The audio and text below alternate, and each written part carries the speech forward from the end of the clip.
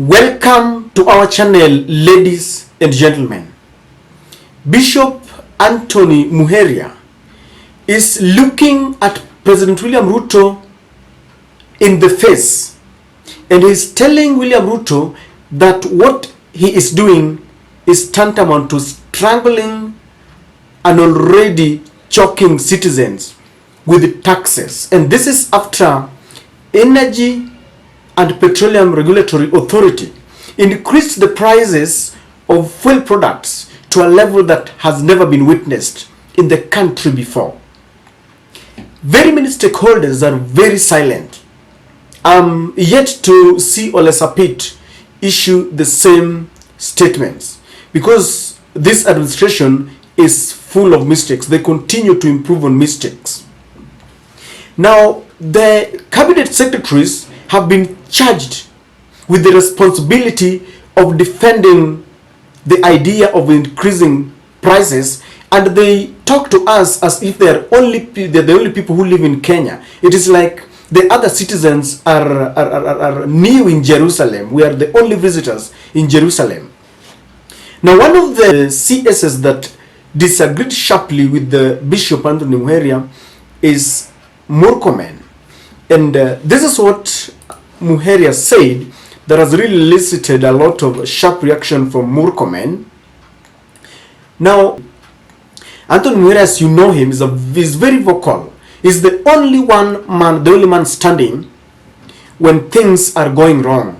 It's reminiscent of the old days when the clergy stood up and ganged up with the people to cushion Moi when he was off the track. So in the modern day clergy, it is Bishop Anthony Muheria. And let me just talk of the Catholic Church that is still very vocal when William Ruto is going wrong.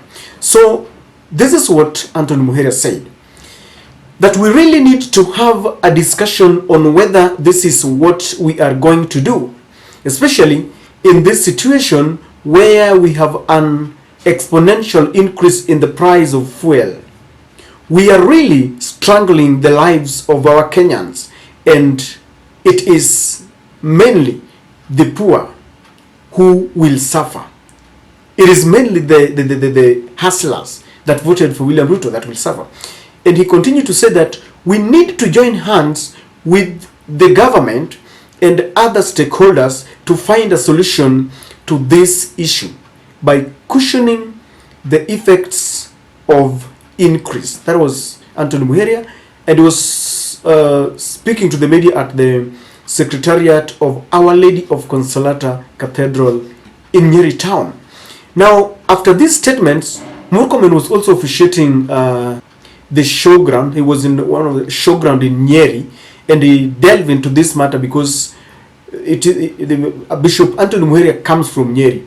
And so after listening to Anthony Muheria, this is what Murkomen said.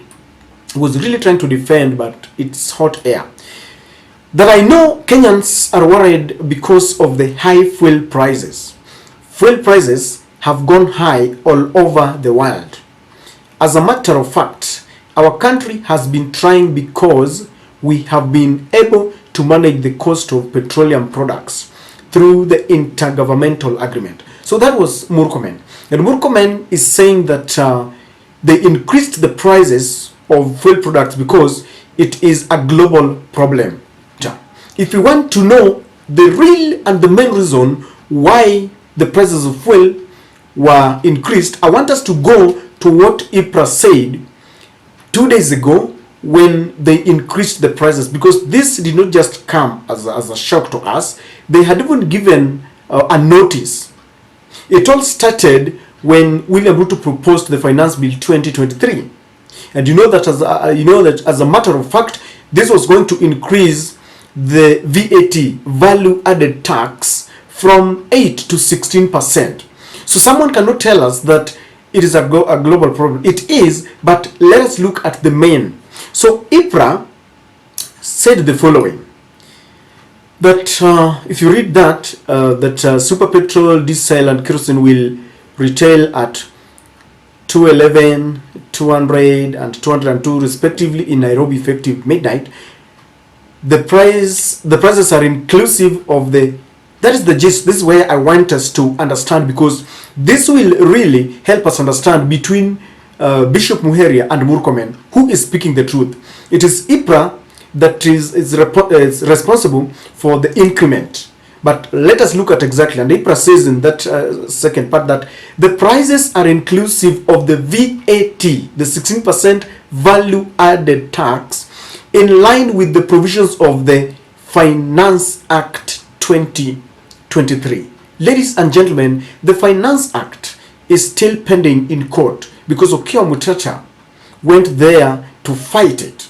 But we all know that it is wild goose chase, because it is not going to see light of the day. The courts are already compromised. The judiciary is in bed with the executive. And so when Murkomen tells us that this is a global problem, it is not the main cause. The main cause here is because of the 16% VAT and the Finance Bill 2023. But I want us to also look at something. Bishop Muheria is saying something that is very important, that we need to join hands with the government and other stakeholders. It has been the cry of every Kenyan that we need to join hands together. We need to be including all the stakeholders whenever we want to roll up a new program. We need to include all the stakeholders in as far as running the government is concerned. But Murkomen was saying that all we need to do now, because he's claiming it is a global structured problem, that what we need to look at is how to cushion Kenyans, looking at the other factors. And he's still mentioning what I can call an archaic argument, that the government has now cushioned Kenyans on production and they have reduced the prices of fertilizer. And I get sick and tired when the Kenya Kwanza government continues to mention that to cushion Kenyans against the high cost of living, they think that it starts and ends with fertilizer.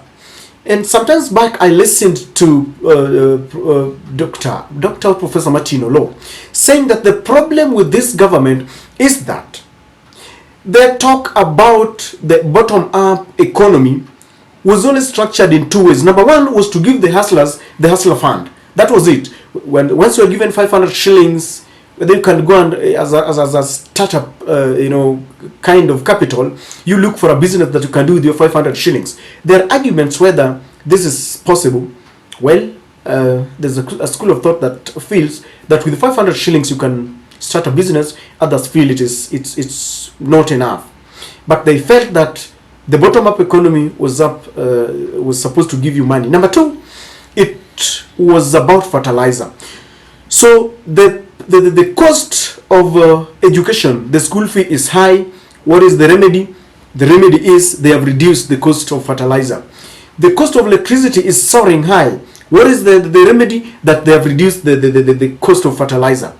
The cost of the basic commodities, like the other day you saw the trade minister Moses Kuria saying that if you go to Ruiru you'll find cheaper oil and unga compared to the other countries. All they feel is that when you mention even the high cost of living of the high cost of the basic commodities, the remedy that you'll be told is about fertilizer, which is not the case. Fertilizer is just part of a bigger structure of economy and the cost of living.